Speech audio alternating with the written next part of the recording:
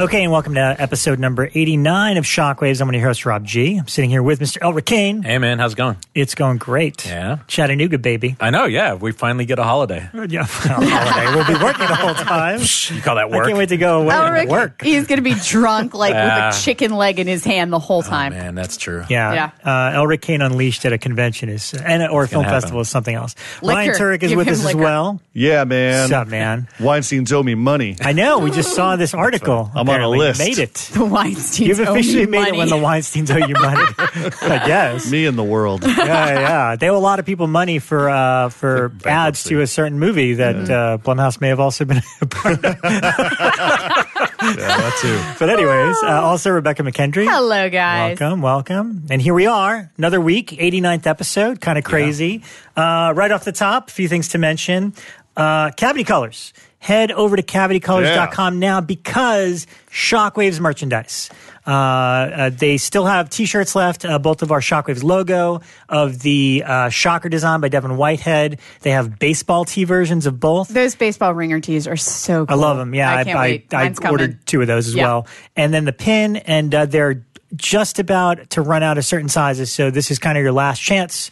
So order them now. Represent Shockwaves. Come see us at a convention wearing your official Shockwaves merch. And Elric will let you touch his face. I will. Apparently. And if we don't buy these, they will never make the Turek plush doll. So please support them. We want that plush doll. It's going to be good. When we get made into those pop figurines with the giant heads, that's when you know you've made it. Oh, we could take that to the convention when you can't come. We got the little Turek plush doll. Yeah.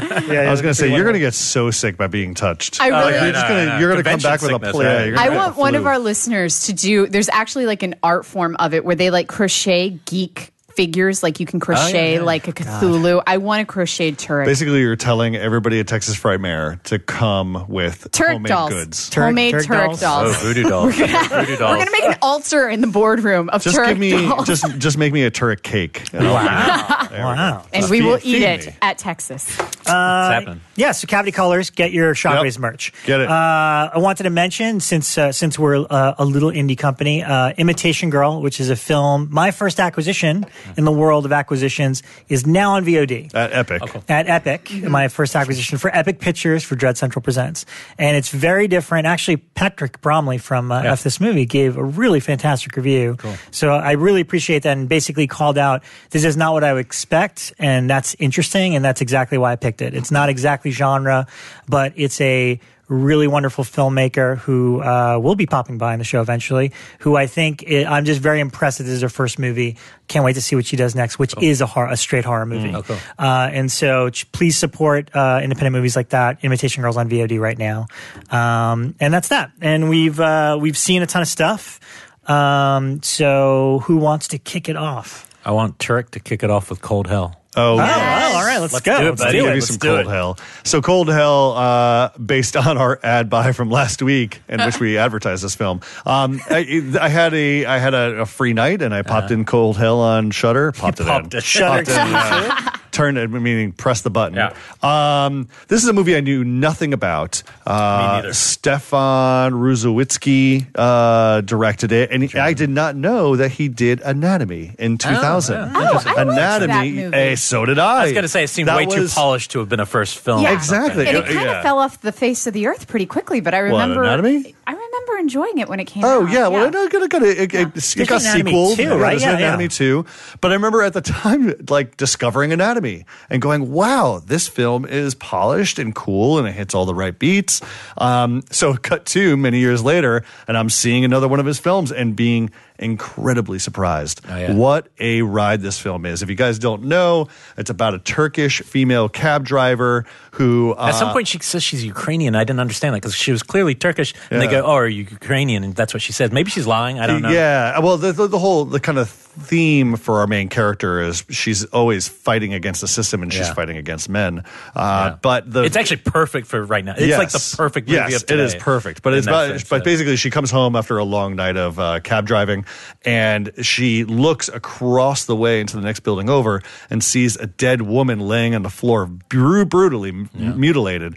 And then in a beautiful stroke of just, blocking, she sees in the darkness, staring right back at her, is the killer. Because she's right on the light. She's right under her light. She is right under her light, and he is not, and he's staring at her. Yeah. And from that point on, it becomes a cat and mouse chase as the serial killer comes after her. But she's balancing taking on her niece, dealing with her family, dealing with the cops, dealing with her boss, all these things. And man, there is some... It is a pure Giallo meets, like, I don't know. It's almost like Giallo meets movie. The Raid. Yeah. Every time there's a fight scene, it's really intense. Yeah. And one of the things you didn't say is, like, when we first meet her, before she goes home to see the serial killer, the first thing she does is, like, she's a taxi and she kind of pulls down an alley and there's some assholes who won't get out of their car in front of her. She walks, and she's very unassuming. She's kind of, like, small frame. Yeah. And she goes up to them, asks them to leave, and when the guy won't leave, she just beats the living shit out of him, like complete ninja, like the Raid are saying. And it sets the tone of this real badass. What we learn is that she's trained in Thai kickboxing, Thai fighting. But she takes it too far. Yeah. She takes it too far. Anger. But the great thing is you just see her wail on dudes. Oh, yeah. She uses her legs, and then when she's got her legs wrapped around you, she just starts pounding on your face. Yeah. And I remember Ciara came in halfway through, and she was immediately hooked. Yeah. I brought her up to speed, and she was just like, oh, my God, what's going on? By the very end, she was literally off the couch, standing in the middle of the living room, screaming, going, kick his ass, kick his ass. And I'm like, oh my God, sit down, watch the movie. She's one of the best characters I've seen in a while. Like, just surprising, and her actions are great, and it's fun and unpredictable. There's almost like a Luc Besson, you know what? It's like a Giallo meets Luc Besson action film. Yeah, you know? It has all those elements. Yeah. It's a really nice surprise. That was a really and fun beautifully one. shot. Yeah. But it feels big. Also, some of the explosions and fight scenes seem very. It didn't seem like a cheap movie. Yeah. But it works on both a horror film and action film level, and it's almost the color palette to the film, which I don't know if you noticed this, he washes the picture in a lot of purples and blues and a lot of the nighttime photography, but it kind of gets lost along the way. I kind of wish he maintained that all the way through. It's like the opening with the killers being established. It's more moody in Giallo, and then it becomes almost more corporate even because what she's chasing seems a little bit more neutered or something. But it's a really nice surprise. Like, this was one I think we must have been thinking around the same time, because when you posted, I had just finished it, and I was like, no, this is really. I think Sam Zimmerman had said, like, this film kicks ass. Yeah, Sam, one of the main curators over at Shudder. This was his baby, apparently. This sounds like a Sam film.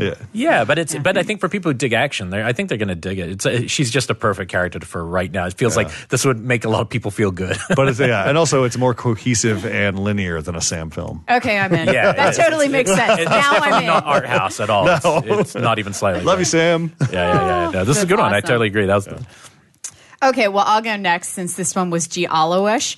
I do not know what the fuck I watched, guys. Danse Macabre. This is the Robert Englund film from the 90s. Yeah, I never saw that. I remember that. So this recently got a Blu-ray release, and I don't know how recently because it had been sitting on my to watch stack for a while now. And finally I was like, okay, you know what? I'm going to watch this. Has anyone seen this? No, but what... I came across it. Is it just who put it out? Okay, so I think somebody just put it out on Blu-ray. No, it wasn't Scream Factory. I want to say it's like it's like MGM or something like that.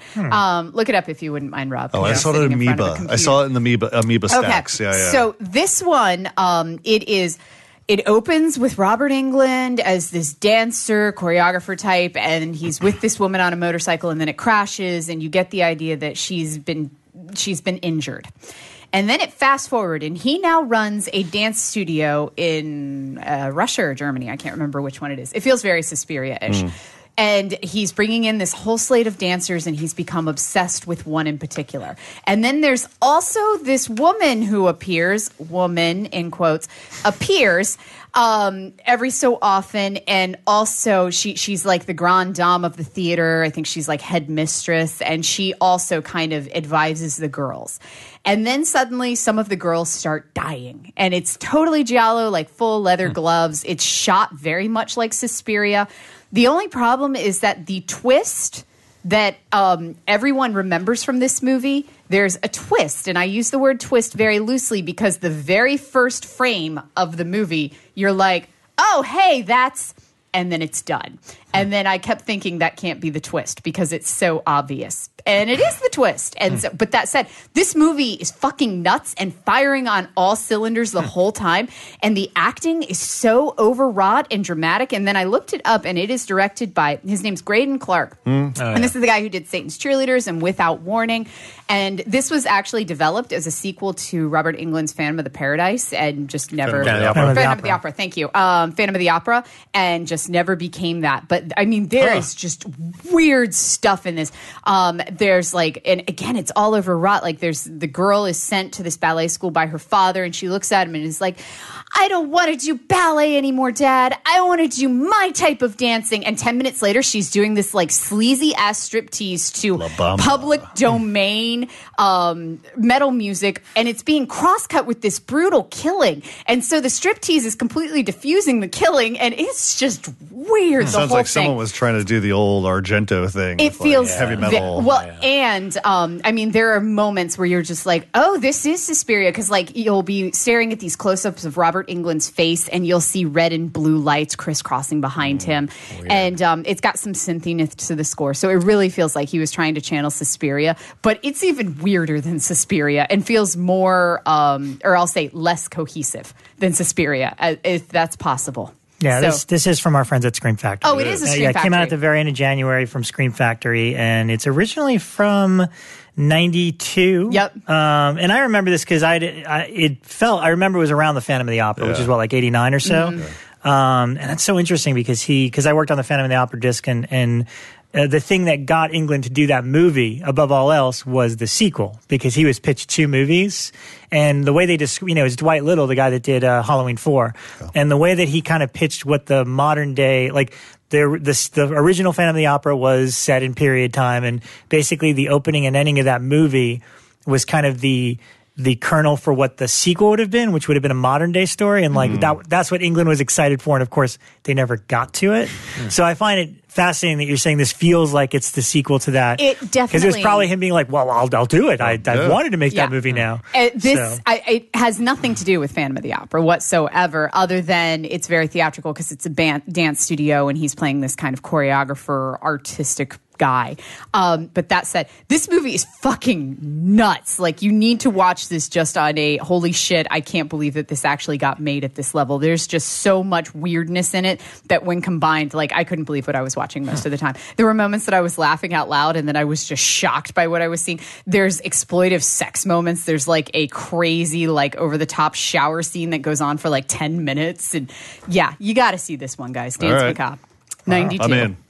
I'm amazed none of us have seen that. Yeah. That's kind of amazing. Elric? What about you? I talked Cold Hell. You talked Cold Hell. I'm sorry. Well, I finally got the Stars app through Amazon because I have Amazon Prime, and it's a pretty good deal when it comes to these cable networks. It's like $8 for a month, and caught up on Ash vs. Evil Dead season 3. I loved I pretty much loved the first season. There's a bit in the middle where I thought it kind of, meandered, but I loved how it started, and I thought it ended really strong. I thought season 2 was a blast from start to finish, except the finale, which completely shit the bed. Yeah. And then there was a lot of controversy because the showrunner had been let go right before the finale aired, and had a very notorious interview go up that kind of got him in a lot of trouble, critiquing obviously Robert Tappert. He just said the producer, and everybody put the blanks together. And but I think the reason I haven't been that adamant to jump into season 3, I mean, look, it's Evil Dead. I love it. I want to see it. But because I was so disappointed, like basically the entire season 2 was set up and there was no punchline. And then when you hear the showrunner say, well, this is what my punchline is, and you're like, well, that sounds really awesome. So I was kind of almost like, well, I don't know. But anyway, I subscribed. I watched the first 4 episodes. It is an absolute blast. It's much like season 2. I think it's just as great and just as fun. The whole kind of twist, it's not even a twist, but basically Ash is like now the town hero at Elk Grove. He has taken over his dad's hardware shop, which is part hardware shop, part sex toy sex shop, which is freaking hilarious. And then he finds out right at the beginning of season 3 that he has a daughter. And so obviously evil is back. They're after him, his kin, his entire family line, and then there's just I'm amazed that in 30-minute chunks they are able to infuse so much Evil Dead into the show. And I mean, in season 2, by the second episode, they went so far with this whole morgue sequence, which I think is the funniest and probably one of the greatest Evil Dead moments ever. They come pretty close here because there's some gnarly stuff in that one fight scene. Well, in episode 2, he goes to a sperm bank. Let's just leave it at that. And there's a wonderful. They explore everything. They really go everywhere there. But to me, the greatest thing was in Ash fashion. He decides, well, since I'm here, I'll take a magazine. And let's just say that the very voluptuous woman in the centerfold of the magazine might come alive through the magazine and taunt Ash. It's pretty amazing. It's a good gag. It's a great, really that's the thing. It's like, man. Yeah. And I had actually texted Ryan about this because initially I'm watching the first episode of season 3 and I'm like, is this, because it starts out very zany. Yeah. And I'm like, is this Evil Dead?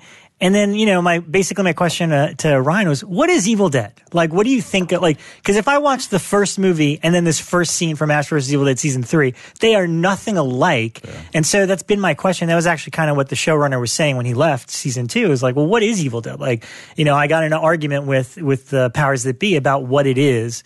And it's so many different things now. Like, I don't know. I think Army of Darkness, for better or worse, is the epitome of what people consider Evil Dead. I would say so. That version of Ash. Tone, that tone, right? I mean, kind of when you think Evil Dead. Well, no one thinks the first film. Like, they always immediately gravitate to the more comedic side. And then I think that the slapstick of 2 was exploded in 3, and that's what everybody associates with it, is kind of that slapsticky comedic Well, side. I think it's the hammy outlandishness of Ash himself is what people embrace. And that's what we got in Army of Darkness. You know, Evil Dead 2, he was the usual. He's not even hammy in that. He's more maniacal. Yeah, no, he's maniacal. He's the common man. He's a little bit cool. Yeah. And funny shit's happening to him, but he's not being funny. Exactly. Where he's he's full blown. But I think he's oblivious to it now. But here's the thing I love about the show, and it is great. And I know everyone's saying it's in danger of getting canceled if more people don't watch. But quite frankly, I'd be okay with 3 years of extra. It's 30 more hours of Evil Dead. Yeah. There's no urgency to the story. It's just fun popcorn entertainment. But I love the Easter eggs. If you've been a diehard fan watching all along, like in season 2 made a reference because they kind of ignore Army of Darkness, and then he's out of nowhere. He's like, oh yeah, like that one time I went back in time. Yeah, I could totally do that. My favorite joke in this season so far was I think he's back at his old high school and he's like, yeah, I met my first Linda here. And I just lost it because I'm like, they're now acknowledging that 2 is canon, and he totally had a second Linda girlfriend. Yeah. So it's just, I mean, if you love the movies, I think it's still a lot of fun. And again, I think the easiest way to watch it is if you already have Amazon Prime, it's $8 a month to just subscribe, and you can cancel at any point. So that's the way I watch it. Were there ever rumors about part 2 of the actual remake movies? Has there ever been an update on that? Or is it? I mean, there hasn't been an update. I mean, like they say that it's something that's in development, but I can't imagine a world in which they'll circle back to it. Yeah. I don't think so. I think that window has passed. Yeah, I enjoyed that tone of that I film. loved that great. tone, and I thought Fede did a great job with that one. I mean, like, it's a totally different world from the show. As its own horror film, it's heavily rewatchable. I really like the Evil Dead. See, but I like the Evil Dead remake, but I don't find it scary at all. Really? I found it really intense. I don't think it's a scary movie. I mean, like, I saw it intense. Gory and cool. It's gory and cool. I think there's some good jump gags in it, but I mean, that's jump gags don't equate to scares. It's not scary. I just think it'd be interesting because at the end, how he picks up Jane Levy, it'd be interesting to him play a serious version of Ash in that while he's off doing a goofy. It'd just be fun to see that different side to that character again. But my only beef with the series is that like they've kind of expanded this they've expanded the world a little bit where there's like now these like knights of whatever that are coming in. I'm like, I like my Evil Dead universe a little bit more contained, and the rules very simple, but having this kind of long legacy of evil fighting knights, who have lived on. And I was like, okay, that's cool. But I'm enjoying the third season. I mean, I haven't gotten, after the Spank Bank episode, I haven't seen the other ones after that. So I'm 2 weeks behind. Yeah, three takes place the entire episode at a funeral, and it is a freaking riot. Nice. You're like, yeah. Nice. I'll watch that tonight. Yeah. Do you think they're structuring it to possibly end, like with that in mind, or do you think they're thinking beyond? No, I think they are. Because even season 2 ended in a way that was like, well, we're all wrapped up. Just, and that's why I was kind of like, I haven't seen the I end didn't of that have one the yet. urgency to start season 3 because I'm like, well, there's no burning questions or like I'm not that invested in this long story. It's just, again, it's popcorn entertainment. Yeah. But now that it started off, I think the daughter thing's really fun. And there's, again, a lot of great jokes and gags. And they had like a giant mascot bear in the first episode or whatever. Yeah. So at least they keep introducing quirky things. Yeah, the cast is good. They're really good at casting. I mean, like the people that the girl that they got for Ash's daughter. Yeah, she's great. They're all good actors. Yeah. So there you go. Ask for a season with that. Elric. I saw a couple a couple of quickies. I'd never seen the original Invaders from Mars, and I'll tell you why. This is a shameless plug. For the other show, we're going to do this crazy Carpenter retro thing. We're going to go film by film and pair every one, and it's actually ballooning out to be quite long. Mm-hmm. Not surprisingly, the first 10 films is a 3-hour episode about to show. So obviously, I was looking at basically every Mars film for Ghost of Mars, and I ended up going totally a different road. But I'd never seen Invaders from Mars, and the thing is, it doesn't completely hold up as a movie, except for the kind of alien sequences, which are actually really surreal and like really nicely shot. But I will say, man, and where kinder trauma is involved, this is one of those movies that had you been young when you saw this thing, it's so disturbing. Like the way they treat, is it 60s or early 50s? 53. The way they treat this little boy, like, the father slaps him across the face because the father's changed into one of these things. The mother rejects him. Like if you're aligned with this child in this film, it's actually terrible. I could see why people we know, like Larry Cohen and Tobe Hooper and these kind of directors, were really influenced by this film because it has just all those hallmarks. If you had seen it young, it would be truly quite like terrifying, I think. Much more so than like the big bug type movies. I think this one, especially because it's about replacing your family and something's changed, it's actually a really cool little movie. I dug it. And the other thing I wanted just to remind people of, I showed it to a class yesterday, man, Ed Wood is a perfect movie, and it's such a love letter to B horror movies. So good. Like beyond just the fact that it's a great comedy and it's a great, perfect movie, it's also just like so loving towards B horror and Lugosi. And so I know I just watched it and it was so fun to see people who'd never even really heard of it, because this is like, actually I was thinking, somebody asked me how old is it, I was like, I had like 10 years or something. It's like 22 years. Oh my God. Like my brain just like melted when I heard that number. Yeah. So anyway, if you haven't seen it in a long time, or I just would highly recommend it. My favorite and probably Tim Burton's best. Yeah, it's my favorite. It's my favorite Burton film. It's just coming from such a genuine place, and every decision along the way is kind of perfect.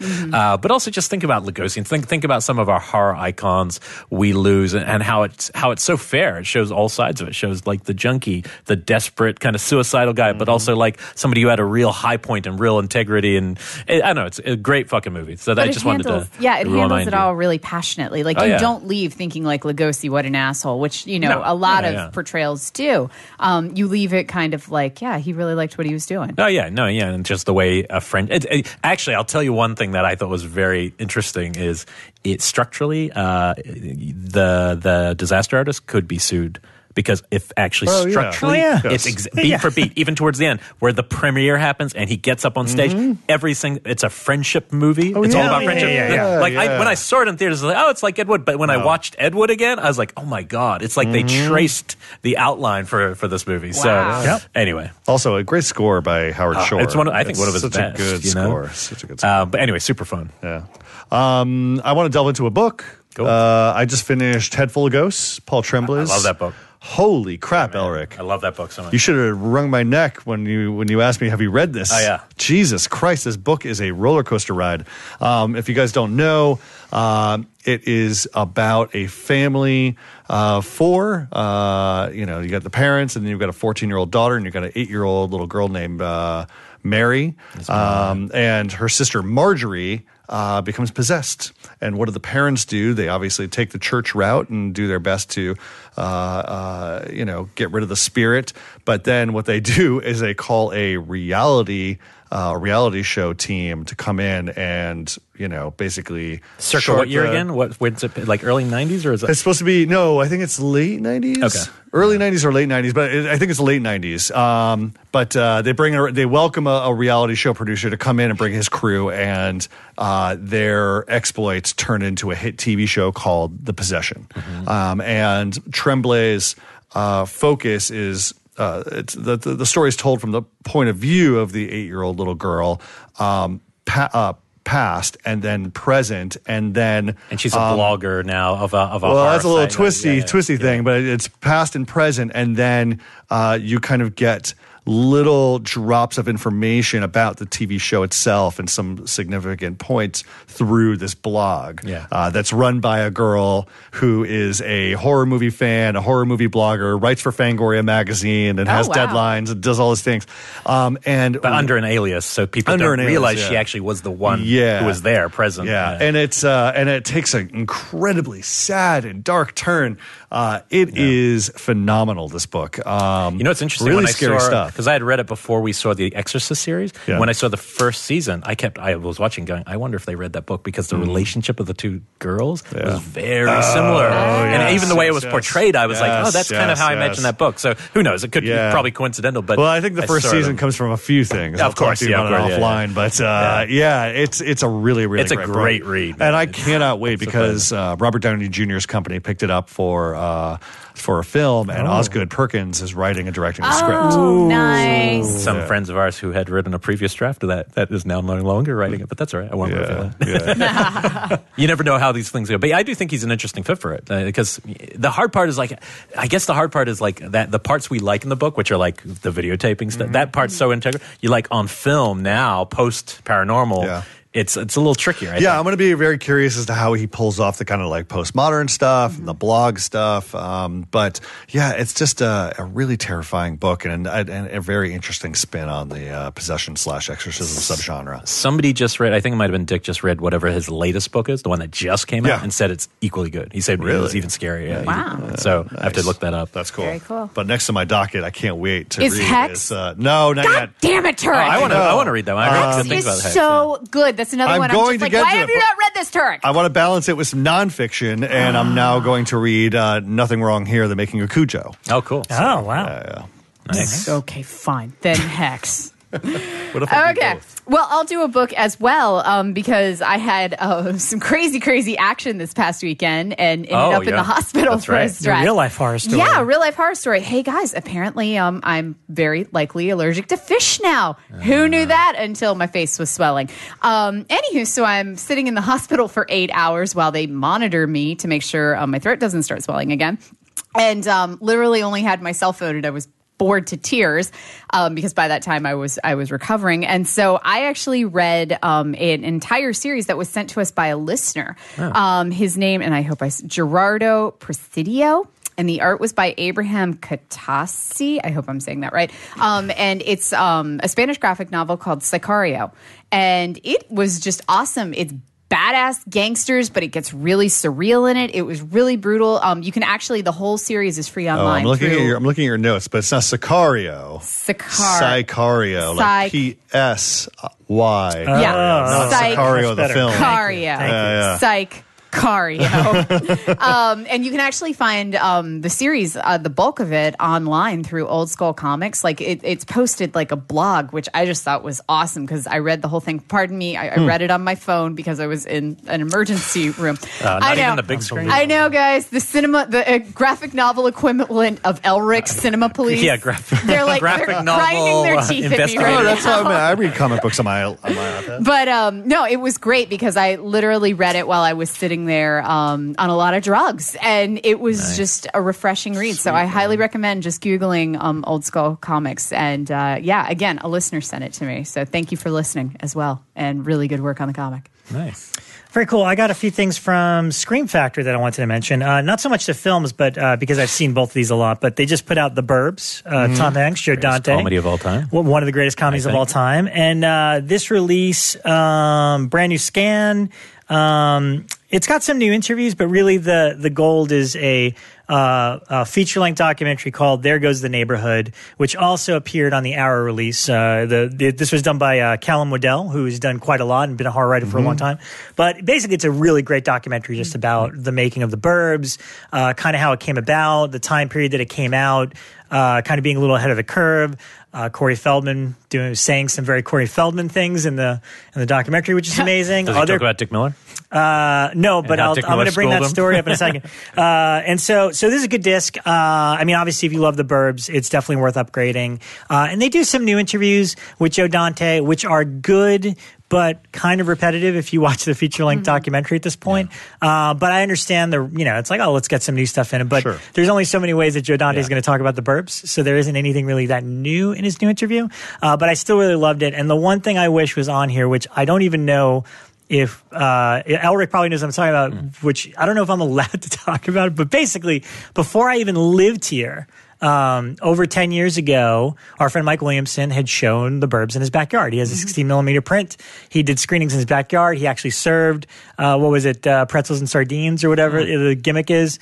And I believe at that point, there was no plans for a special edition or anything.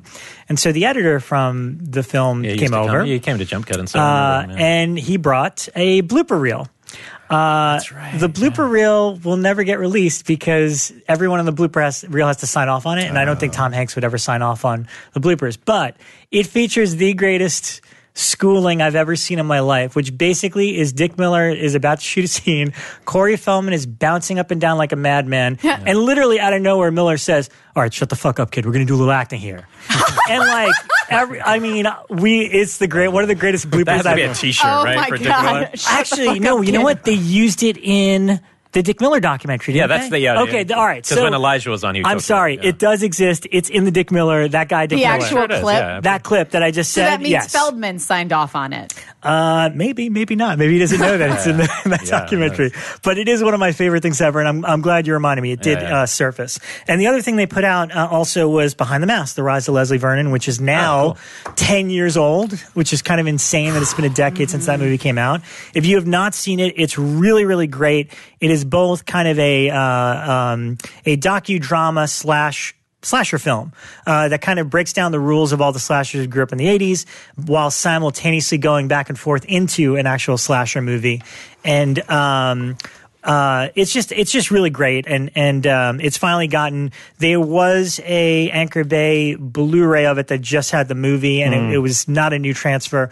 Finally, Scream Factory's done it right. It's a brand new scan of it. They carted over all the special features again, and there's a bunch of new ones as well, including a little documentary that was shot at Dark Delicacies here in Burbank. They were doing a little signing for, I think, the comic book.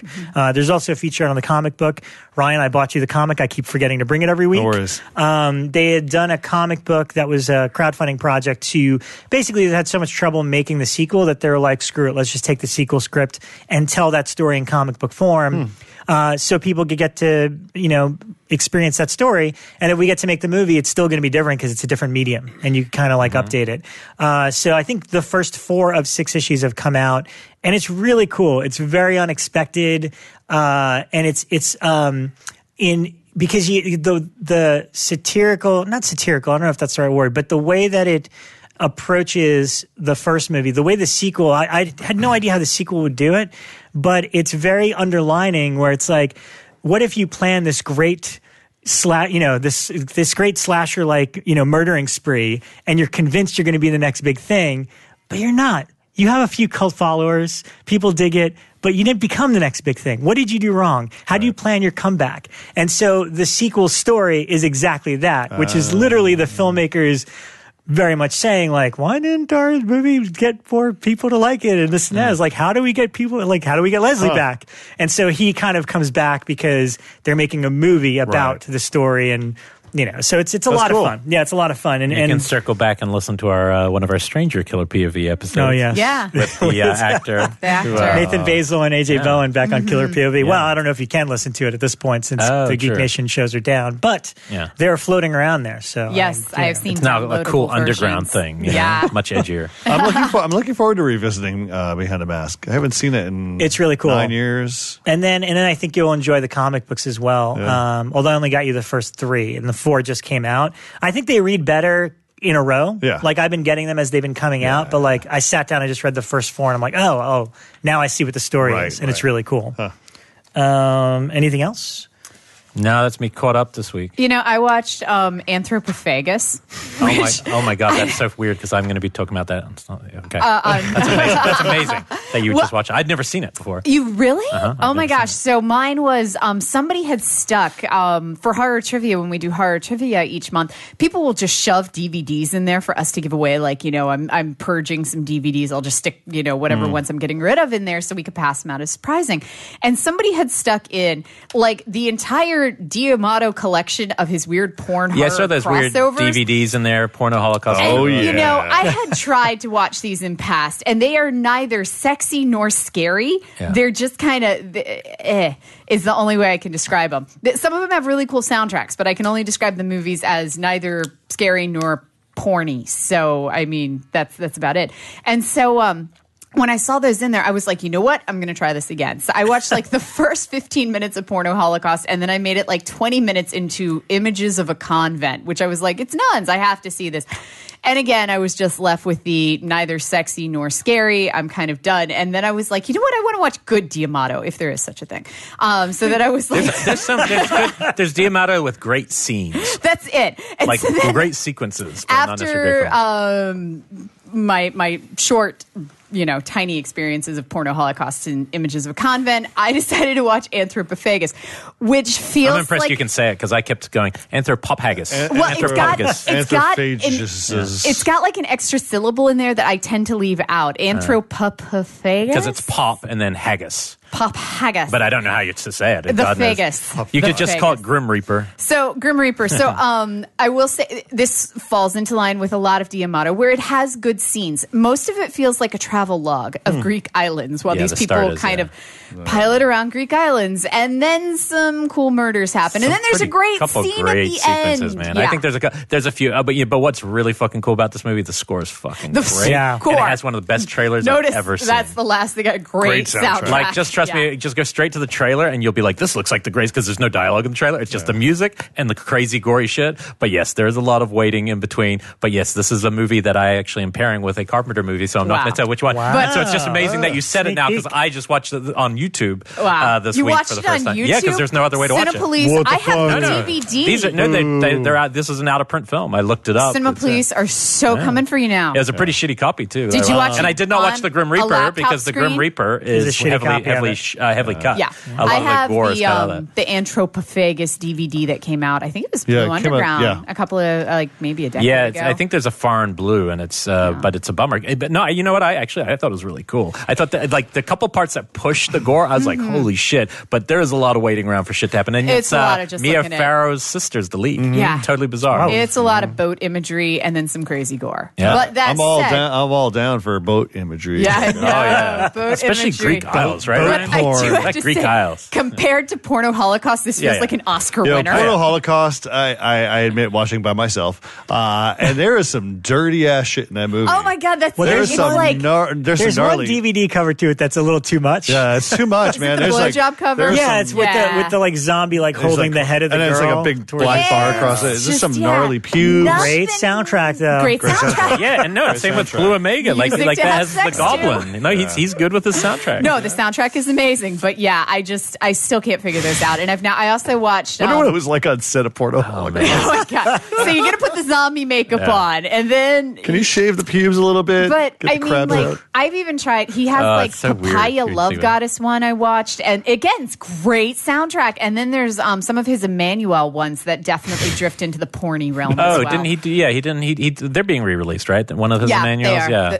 I think they have a box. At least one of them, like the cannibal one, like Emmanuel and the Cannibals. That actually looks pretty cool. Yeah, that one. But wow, D'Amato. Yeah, what a coincidence! That is actually a huge coincidence. I'm not even kidding. Like I watched it this week, and you watched that. That's pretty bizarre. I like the films that D'Amato produced much later. Things like Witchery, things like that. Oh, you like those kind of ones? Some of his directorial ones. I like Anthropophagus. All right. I will what also a way say, to go out. Yeah, and I will also say, just because one of our listeners had been messaging us about it on Facebook, I've been watching Wild Wild Country on Netflix Netflix, the documentary. I'm hearing good things. It's crazy. It's like a Keepers level of engaging. Cool. I can't exactly call it horror, but if you're into horror, it's about the formation of a cult, them moving into a small Oregon town, and then discovering the corruption and how they're recruiting members. And so it definitely has these kind of like horror psychology overtones to it. And Mark Duplass, the guy is the creep character in it, right? Totally. Yeah, Duplass shows up with the cell phone. He just passes through the background. The peach fuzz.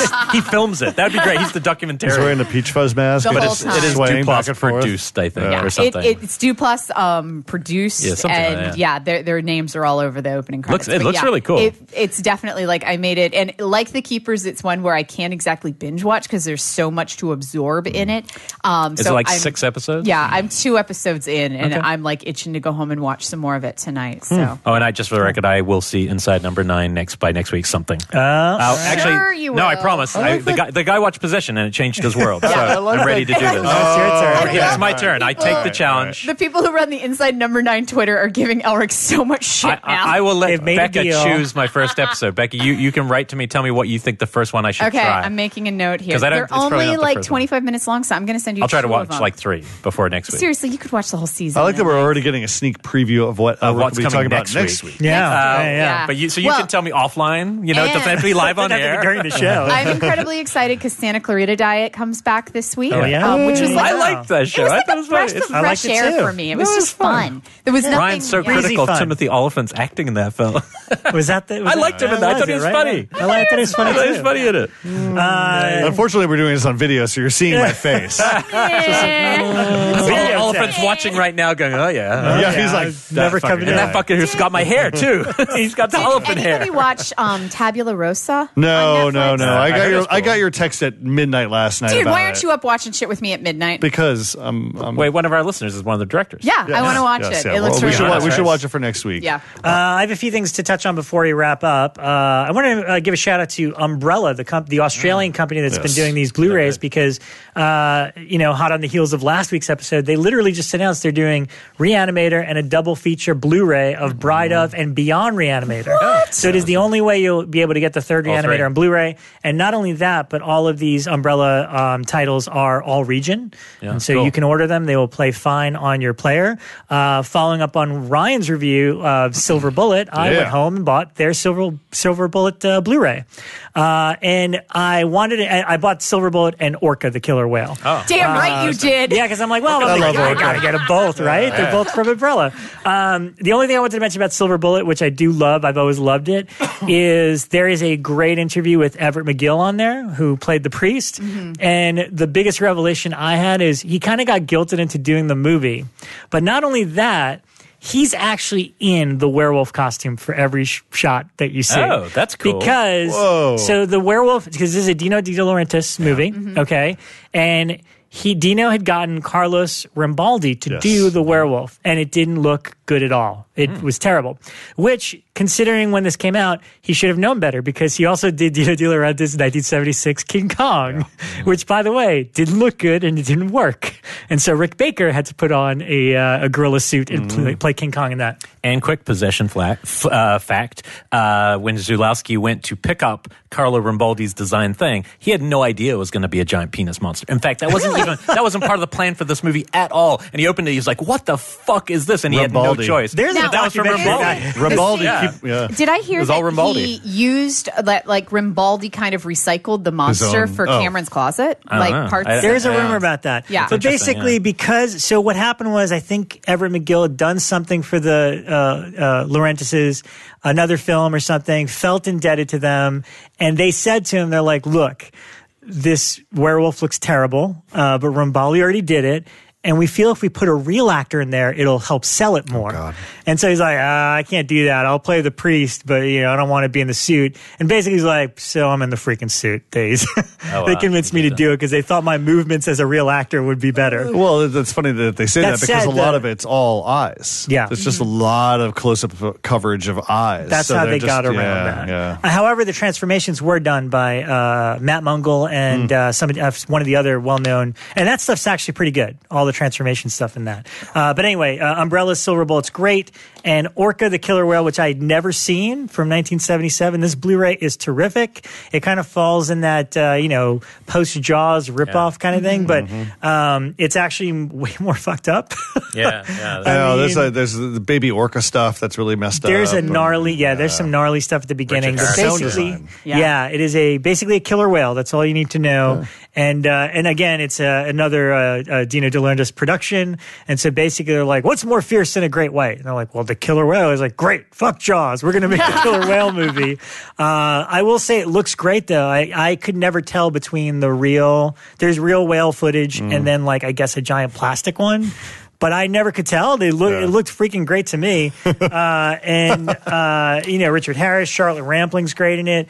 Bo Derek. I mean, it also feels like a Robert real movie, Carradine. Right? Like, it feels like it's almost Oscar kind of movie, but then also exploitation. So it's like weirdly stuck between those two. It's got that weird vibe worlds, to it. Yeah, work exploitation. I strongly recommend those from Umbrella. And last but not least, I revisited the original Death Wish after the remake since we brought it last week. Yes, that movie is unremakeable. There is not even the sequels can capture what that first Death Wish is. Because I watched Death Wish 2 and that goes way too far. Way too far. And I don't like that movie at all. Well, there's a lot I like about the way it's made, but man, the content of it's pretty ugly. It's pretty gnarly, but there's something about that first one that I watched. Like, this is it. You can't ever capture this again. Even just him like doing the thing with his finger at the end is just brilliant. It's that like, last shot is one of the greatest shots, and the Bruce Willis version is just as asleep as his performance. Oh, can't do it. Well, I did want to throw in that we haven't talked about this in a while, is that for you listeners, your ratings on iTunes and your feedback fuel us and fuel our popularity on iTunes. And so if you rate us and give us a high rating, we'll pop up easier in search functions for those who have never heard the show or discovered the show. So don't forget to leave us some feedback on iTunes. Don't forget to, add us on Facebook and talk about it with your friends. That stuff we haven't really kind of reminded you in a while. So that was just my little ding ding. We're nominated for a Rondo Award. Hey, that too. Oh, yeah. Yeah. We're up against like 20 things, right? Yeah. So it's going to take real loyalty for us to pull this out. Sure. So please, go to the Rondo Awards website. There's details on how to vote. It's you have to email your ballot in. Yeah. But that said, you can make it simple. You can just email, hey, multimedia website is the category we're nominated in, and then just put Shockwaves. Sure. And that's all you got to do. And hopefully that'll... But you also have to write an essay about what multimedia is to them. I don't know. That's not true at all. But we'll take it.